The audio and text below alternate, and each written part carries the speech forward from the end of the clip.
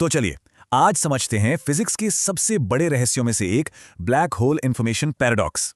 Black hole सिर्फ तारे नहीं निकलते, उनका असली खतरा उससे कहीं ज्यादा बड़ा है।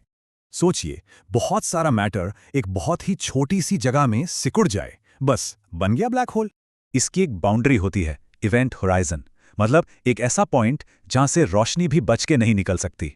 पर मजे की बात यह है कि ब्लैक होल हमेशा नहीं रहते। हॉकिंग रेडिएशन की वजह से ये धीरे धीरे भाप बन जाते हैं।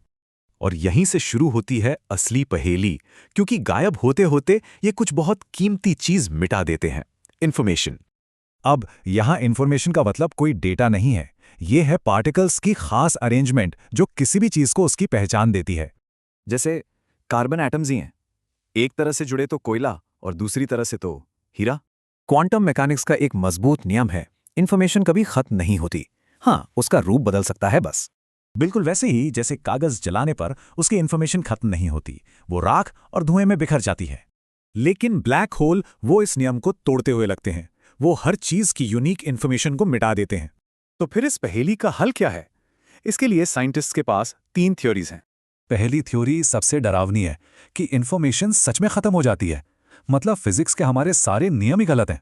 दूसरी थ्योरी ये है कि इंफॉर्मेशन छिप जाती है, शायद किसी बेबी यूनिवर्स में जहां हम कभी नहीं पहुंच सकते। लेकिन एक तीसरी और सबसे मजेदार थ्योरी भी है कि इंफॉर्मेशन ना तो खोई है ना छिपी है, बस हम गलत जगह देख रहे हैं।